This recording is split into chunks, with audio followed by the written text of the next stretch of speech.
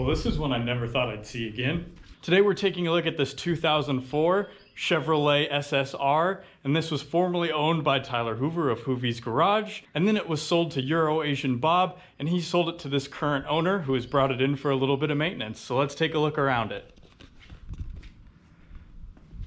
Overall, everything is just in great shape still. It is a little dusty out here on this dirt road, but overall, you can see some of the marks on this left rear quarter panel after having been repaired. But isn't this just a good looking truck? Very, very strange. Convertible pickup truck.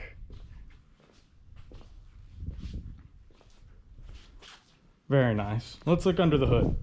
The 5.3 liter V8 under the hood. Taking a look around. Serpentine belt looks to be in good position.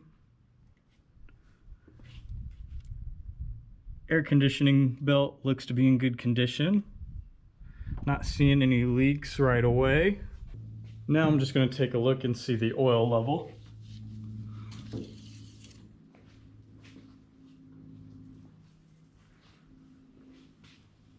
Oil level looks good, right at that full mark. A little dark, but not quite due yet.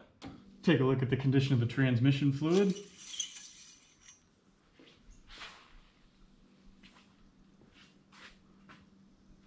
Nice red color. Looks good. Go ahead and check the power steering fluid level. Right at the full mark. Nice gold looking color. Nice.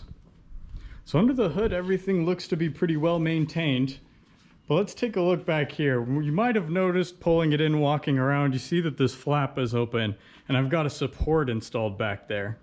Well, the reason why I have this left open is he's having some convertible top problems. So looking down inside here, we can see that the fluid level on the pump is a little bit low. Looking straight down here from the driver's side, you can see that we have some fluid from the convertible top sitting in here. Now there's a drain hole over here, and if you look underneath, I've moved this car around a couple of times, but it is leaving a trail behind it.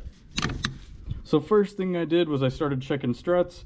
I was taking a look at this one, making sure this one wasn't leaking and it looks nice and dry.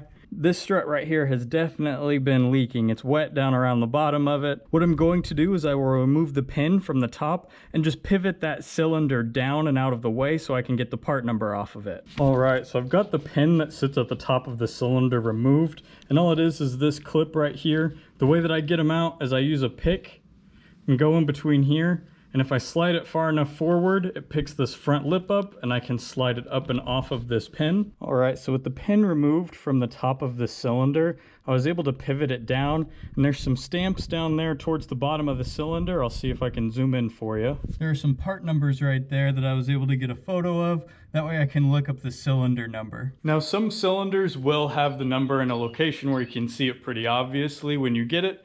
That's just a quick and easy way to pivot it down so I can get the part number, and I can go ahead and make some calls, do some checking on the internet, see if I can get that cylinder as a replacement or if it's worth just rebuilding it. In this case, we're going to go ahead and rebuild it. I've already talked to the owner about the repair. So I'm going to send the cylinder out for rebuilding, and I'll get it back in about a week. We'll get it reinstalled, and then I'll go through and bleed the system. All right, sliding underneath here, just taking a look at the front pulley. Not seeing any signs of leaking. Everything looks nice and dry. Take a look over at the suspension on this side. Strut looks nice and dry.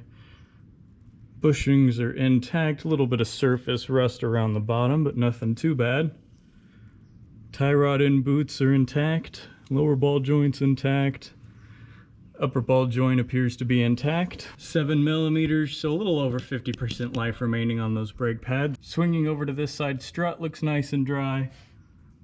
Lower ball joint boot is intact.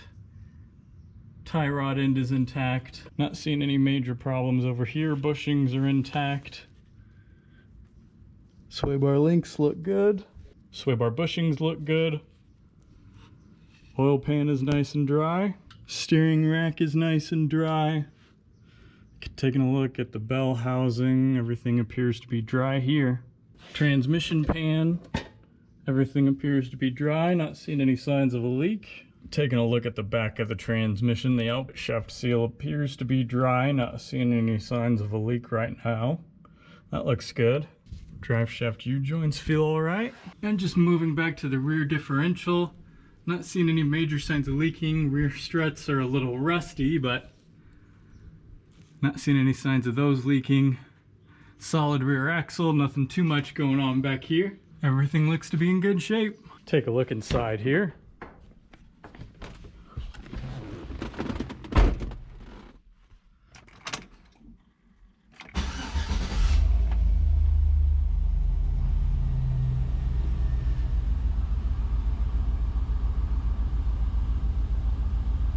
$101,000 miles on this SSR, and it's still got plenty of life left in it. I'll go ahead and start pulling this rear strut from this convertible top. I'll make a video explaining the removal and installation of that strut along with the bleeding procedure for the convertible top in a future video. Now I'm going to get out of this heat, go take a break, get some water, and in the meantime there's plenty of content to come from this channel. I want to say thank you all for watching. I really do appreciate it, and I'll see you in the next one.